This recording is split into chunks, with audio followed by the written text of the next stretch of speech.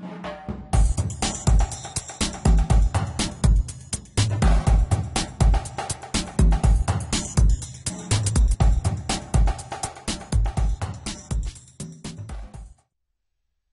my friends, that's me, Robbie from EnglishHarmony.com, and this video is going to be dedicated to the following subject: how to make sure that you can use vocabulary that you've learned and studied and certain expressions and phrases and so on and so forth in your actual live conversations, and how to make sure that you speak without hesitation and the overall fluency is quite good.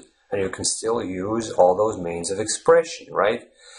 And the reason why I'm making this video is partially because I received a comment on one of my videos a few days ago, which I responded to, because that's what I do with 99% of all comments on my blog and YouTube channel, because I just think that it's common sense that I take care of my commentators and my followers, right? But anyway, I'm going to read out the comment so that you actually see what it's all about, right? So I'm not going to read it from the very beginning. I'll just read the important bit. Okay, what helps you to achieve that level of fluency? And already responded in the video that it's, for the most part, it's spoken practice. There are no shortcuts, no amount of reading or watching or listening is going to take you to that next level where you can speak fluently. You've got to do the hard lifting, which means speaking, right? But then the next part comes and it's all about, I see that you use a lot of complex vocabulary without hesitating. What's the secret?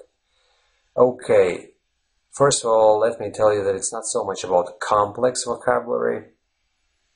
You can actually be very fluent and talk about any topic using very simple vocabulary, as you can actually see in popular news broadcasts and programs dedicated to large auditories, large audiences, you know.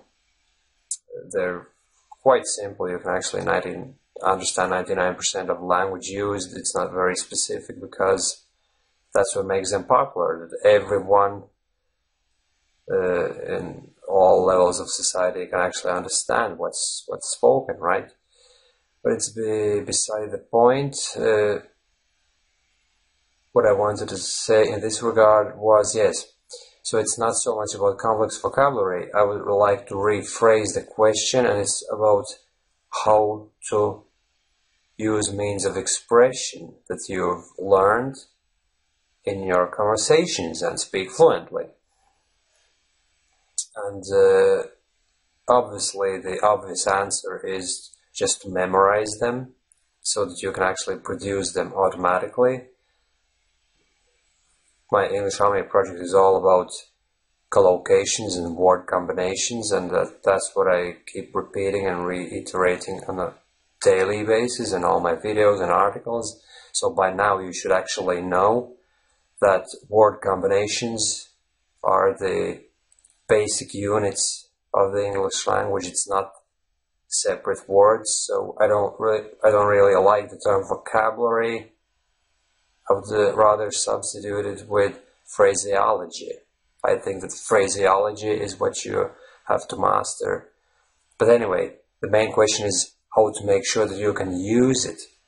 And it's a very valid question, because it's happened to me times and times again that you actually learn certain things, but then when it comes to using them in real life, you just forget them. You can't recall this or that particular phrase. And then after that conversation, a few seconds, a few minutes later, you just remember all those phrases and expressions.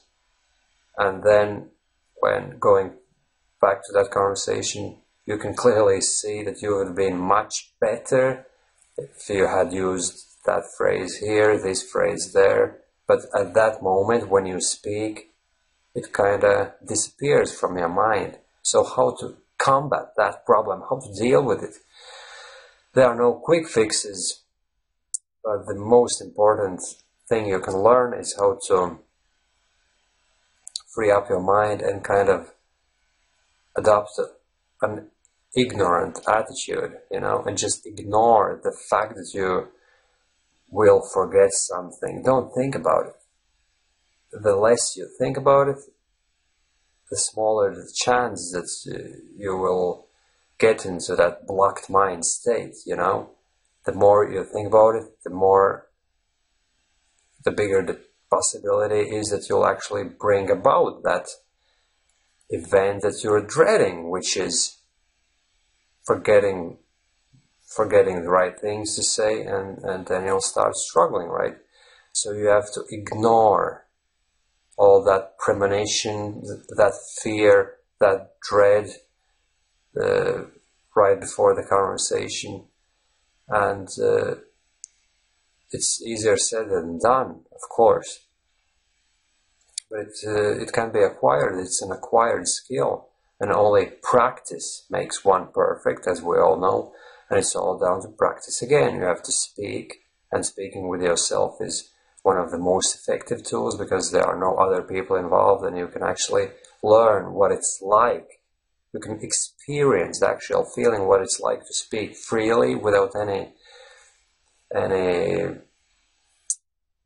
interruptions, while there are no one present, when there's only you and the English language, So basically, you've got to learn how to free up your mind and don't force yourself, Because the moment you start trying to recall this or that particular expression, they will evade you. That's a typical thing. It's Murphy's law. The more you try to remember something, the harder it gets, And I'm pretty sure that we all know this feeling, It's not only in terms of the English language, it's about everything, You forget names of popular actors, and you just know that it's on tip of your tongue, but you can't recall that. And then when you least expect it, it happens. You just remember things. And same goes with the English language. You may know a dozen of new expressions you've learned within the last few weeks, but if you speak and then you kind of adopt the attitude of, yes, I'm going to use them now, I'm going to use that expression, this one, and then it kind of all blurs together in your mind, and you get a brain freeze. Everything seizes up in your mind, and you may actually develop the worst English fluency problem, which is when you can't say anything. Your brain kind of stops functioning, and you get stuck in the middle of a conversation, And that's what the whole English Harmony project is dedicated to, and that's how I actually started running this blog and my YouTube channel and everything, right? But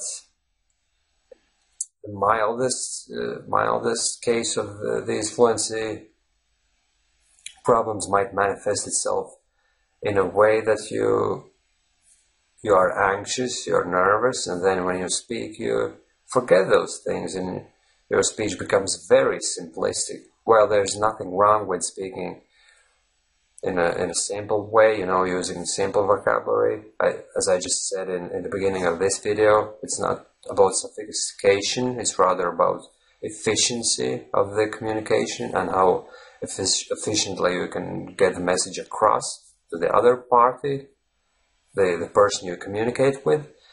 On certain occasions, your speech might become, indeed, so simplistic that you find it hard to put your thoughts into the right words. You just keep forgetting everything, and your speech is reduced down to a very basic level, as if you started studying the English language just a few months ago. But you obviously you've been learning the language and speaking it for years and years on end. So the key is not to force yourself to recall something. And the less pressure you put on yourself mentally, the bigger the odds are that those expressions and phrases will actually come out. they will come out by themselves, you know? And it's an incredible feeling when you can eventually develop that ability to speak fluently, which was the original question by the commentator on my video. How do you make sure that you can actually speak and use all that vocabulary?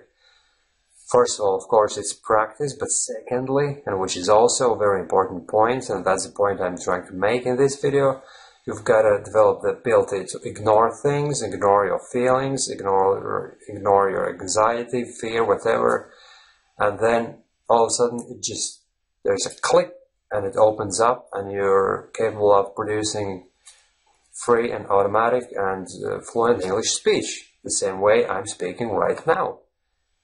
Well, my speech is far from being perfect, you know, but I've been always open and upfront about that. I don't claim to be a super English speaker, and I know that I'm still improving, and I'll probably well, not probably, it's a certainty, I'll keep improving my English language until the day I die, you know, because it's very little likely that I'm going to move back to my country, because I'm all settled here and my children are here in Ireland now, so my future is most likely going to be,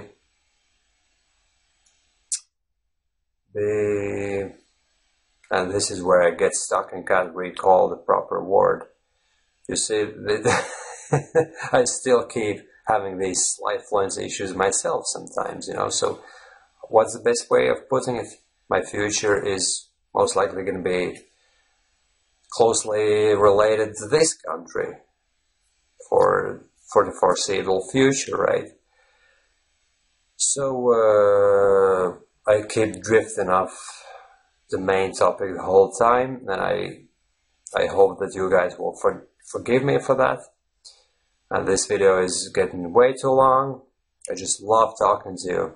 So anyway, the key aspect of making sure that you can use all those expressions in your daily conversations is, of course, first of all, doing a lot of spoken practice. Well, the best case scenario is speaking with real people in real life, but if you have limited exposure, you've got to do a lot of self-spoken practice. So speaking is first and foremost. And secondly, you've got to develop the ability of letting it go and not trying to recall anything, but just let it come out of your mouth. And provided that you practice frequently enough and often enough, it will happen. You will reach that stage when you'll be amazed how automatic your speech becomes, and those words and phrases just come out of your mouth by themselves. Just the way you speak in your native language, of course. That's what real fluency is about. And if you're a struggling English speaker, it might take a while, and it took me a good while before I achieved the level of fluency I'm having at the moment. But I'm telling you, it's an incredible feeling, and yes, you've got to work with yourself mentally as well.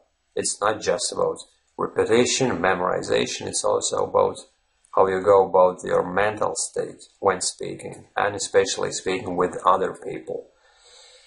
Okay, thanks for watching, and see you soon again in the next video installment.